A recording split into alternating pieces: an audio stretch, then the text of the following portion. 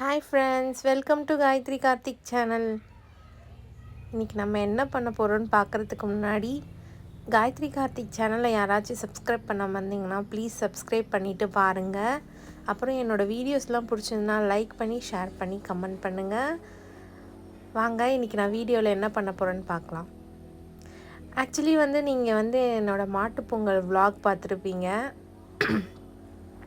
நேத்திக்கு பார்த்திங்கன்னா வடை மாவு கொஞ்சம் எடுத்து வச்சுருந்தோம் ஃப்ரிட்ஜில். அது நேற்று சுட்ட வடையே அப்படியே பேலன்ஸ் ஆகி தூக்கி போட வேண்டி வந்துடுச்சு. சரி, கொஞ்சம் மாவு ஃப்ரிட்ஜில் இருந்துச்சு. அதை வச்சு இன்றைக்கி என்ன பண்ணலாம் அப்படின்னு சொல்லி யோசிக்கும் போது தான் காலையில் தோசை சுட்டேன். தோசை சுட்டு அதுக்கு தொட்டுக்க ஏதாச்சும் செய்யலாம் இதை வச்சு அப்படின்னும் போது தான் நம்ம வடைக்கறி செய்யலாம் அப்படின்னு சொல்லிட்டு யோசித்து இப்போ நான் வடைக்கறி தான் செஞ்சிட்ருக்கேன். ஆக்சுவலி இந்த வீடியோ எடுக்கிறதா பிளான் கிடையாது. ஆனால் உங்களுக்கு சொன்னால் கொஞ்சம் இன்ஃபர்மேட்டிவாக இருக்கும் அப்படின்றதுக்காக தான் நான் உங்களுக்கு டக்குன்ட்டு ஃபோன் எடுத்து ரெக்கார்ட் பண்ண ஆரம்பிச்சிட்டேன். ஒரு கடாயில் எண்ணெய் ஊற்றி எண்ணெய் காஞ்சதும் லைட்டாக சோம்பு போட்டு அப்புறம் வெங்காயம் போட்டு வெங்காயம் வதங்கினதும் கூடயே ஒரு 1 டேபிள் ஸ்பூன் இஞ்சி பூண்டு பேஸ்ட்டு போட்டிருக்கேன். அதையும் சேர்த்து நல்லா வதக்கிட்டு இருக்கேன். இந்த வடைக்கறியில் பார்த்திங்கன்னா நம்ம நார்மல் வடைக்கறியில் தனியாக சோம்பு போட்டு கடலை மாவு ஊற வச்சு அரைச்சி வச்சுருப்போம். அதனால் நான் இஞ்சி பூண்டுலாம் இதில் ஓரளவுக்கு கம்மியாகவே போடுறேன். இப்போ இஞ்சி பூண்டுலாம் வதங்கினதுக்கப்புறம் நம்ம தக்காளி போட்டுக்கலாம். தக்காளியும் போட்டு நல்லா வதக்கிக்கலாம். வதக்கிட்டு இது கூடயே தக்காளி வதங்கிறதுக்கு முன்னாடியே மிளகாத்தூள், மஞ்சத்தூள், உப்பு, கரம் மசாலா தூள், அவ்வளோதான். இதுக்கு தனியாத்தூள் போட வேண்டாம். இதெல்லாம் போட்டு நல்லா மிக்ஸ் பண்ணிவிட்டு ஒரு தட்டை போட்டு மூடி வச்சிடலாம்.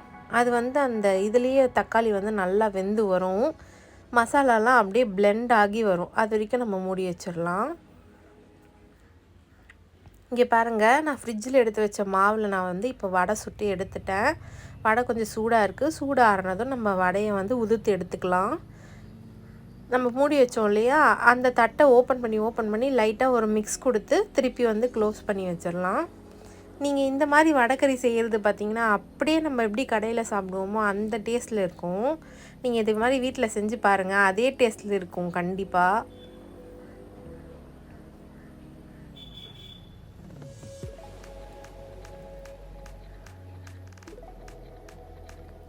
என்னடா இவன் நேற்று வச்ச மாவில் இன்றைக்கி வடைக்கறி சுடுறாளேன்ட்டு பார்க்காதீங்க. என்னென்னமோ நம்ம கடையிலேருந்தெல்லாம் வாங்கி யூஸ் பண்ணுறோம், பேக்கடு ஐட்டம்ஸு சொல்லிட்டு. இது நம்ம செஞ்சது தான். நான் நேத்திக்கு மாவு அரைச்சது தான் நான் ஃப்ரிட்ஜில் எடுத்து வச்சது தான். அதை யூஸ் பண்ணி தான் நான் இன்றைக்கி வடை சுட்டு அதில் வடைக்கறி செய்கிறேன். இது பெரிய தப்பு கிடையாது. இப்போ பாருங்கள், அந்த வடையும் பாருங்கள் பயங்கர சாஃப்டாக இருக்குது. சுடும்போது எப்படி நேற்றுக்கு எப்படி சுடும்போது இருந்ததோ அதே மாதிரி தான் இருக்குது. எதுவும் கிடையாது, நல்ல வடை தான் இது. அதை இப்போ நல்லா உதுத்துக்கலாம்.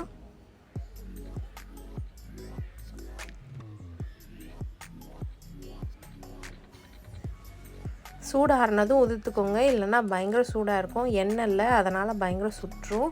உதுத்துக்கலாம் நல்லாவே. இப்போ எல்லா வடையும் ஓரளவுக்கு உதுத்து எடுத்துக்கிட்டாச்சு.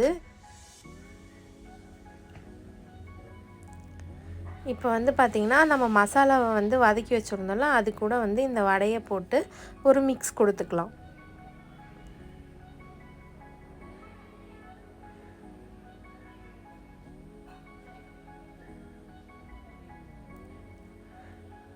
மிக்ஸ் கொடுத்துட்டு நல்லா தண்ணி ஊற்றிக்கலாம்.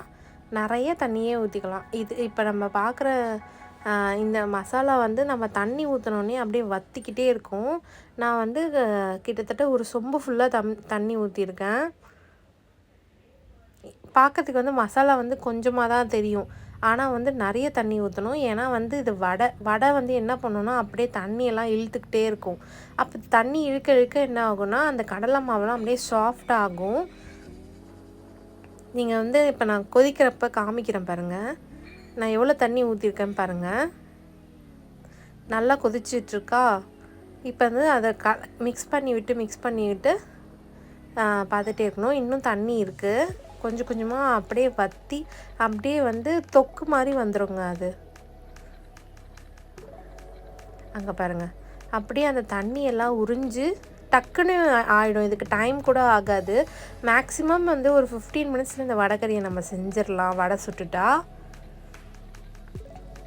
அவ்வளோதான். வடைக்கறி வந்து இப்போ நமக்கு ரெடி ஆயிடுச்சு.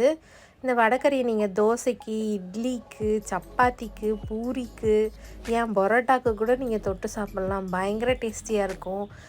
தள்ளுவண்டி கடையில் இல்லை கடையிலலாம் எப்படி வந்து ஒரு வடைக்கறி வந்து டேஸ்டியாக இருக்குமோ அதே மாதிரி இந்த வடைக்கறி பயங்கர டேஸ்ட்டாக இருக்கும். இன்றைக்கி நாங்கள் வந்து பார்த்திங்கன்னா தோசைக்கு தான் வந்து வடைக்கறி தொட்டு சாப்பிட்றோம். நான் வந்து ஒரு தோசை சுட்டுக்கிறேன்.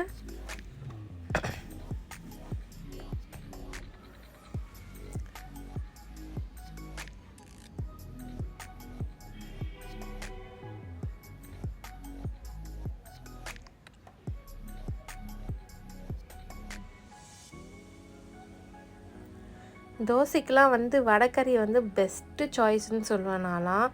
எல்லோரும் சொல்லுவாங்க சட்னி சாம்பார் தான் நல்லாயிருக்கும். எனக்கு இந்த சட்னி சாம்பாரோட தோசைக்கு வந்து வடைக்கறி, அப்புறம் இந்த கறி குழம்பு, வேர்க்கடலை சட்னி, அப்புறம் இதெல்லாம் எனக்கு ரொம்ப பிடிக்கும். உங்களுக்கு வந்து எது வந்து சைட் டிஷ்ஷாக வச்சா உங்களுக்கு தோசைக்கு பிடிக்கும்னு சொல்லுங்கள். சில பேர்லாம் வந்து எனக்கு தோசை வச்சாலே பிடிக்கும் அப்படின்னு சொல்லுவாங்க.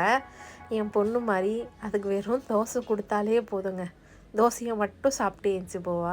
அந்த மாதிரி யாராச்சும் இருக்கீங்களான்னு சொல்லி கமெண்ட் பண்ணுங்கள். நான் போடுற வீடியோஸ்லாம் வந்து எப்படி இருக்குன்ட்டு வந்து சொல்லுங்கள். நீங்கள் கமெண்ட் பண்ணுறதுல தான் வந்து என்னோடய வீடியோஸ் உங்களுக்கு எப்படி ரீச் ஆகுது அப்படின்றது எனக்கு தெரிய வரும். அவ்வளோதான், தோசையும் ரெடி ஆகிடுச்சு. சைட் பை சைட் தோசை சுட்டு பசங்களுக்கு கொடுத்துருவேன். தோசை எப்படி இருக்குதுன்னு சொல்லிட்டு இப்போ டேஸ்ட் பண்ணலான்னு பார்த்தேன். அதுக்குள்ளே ஒரு சார் வந்து வந்துட்டார். யாருன்னு பார்த்தீங்கன்னா என்னோடய பையன். சூடாக இருக்குது அதுக்குள்ளே வான்னு சொல்லி காமிச்சிட்டான். இவனுக்கு வந்து பார்த்திங்கன்னா இந்த மசாலா ஐட்டம்ஸ்லாம் ரொம்ப பிடிக்குங்க. கறி குழம்பு, குருமா குழம்பு, வடைக்கறி இந்த மாதிரிலாம் பயங்கரமாக அவனுக்கு ரொம்ப பிடிக்கும். நானும் வந்து எப்படி இருக்குதுன்னு சொல்லிட்டு ஒரு வாட்டி டேஸ்ட் பண்ணி பார்த்துக்கிறேன்.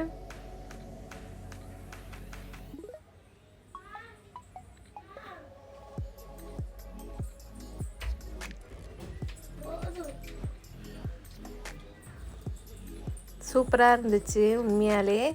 உங்களுக்கு இந்த வீடியோ இந்த ரெசிபி பிடிச்சிருந்ததுன்னா என் வீடியோவை லைக் பண்ணி ஷேர் பண்ணி கமெண்ட் பண்ணுங்கள். அப்புறம் காயத்ரி கார்த்திக் சேனலை சப்ஸ்கிரைப் பண்ணுங்கள். உங்கள் ஃப்ரெண்ட்ஸ் அண்ட் ஃபேமிலிக்கு வந்து என்னோடய சேனலை வந்து ரெக்கமெண்ட் பண்ணுங்கள். ப்ளீஸ் காயத்ரி கார்த்திக் சேனலுக்கு சப்போர்ட் பண்ணுங்கள். பாய், நெக்ஸ்ட் வீடியோவில் பார்க்கலாம். தேங்க்ஸ் ஃபார் வாட்சிங்.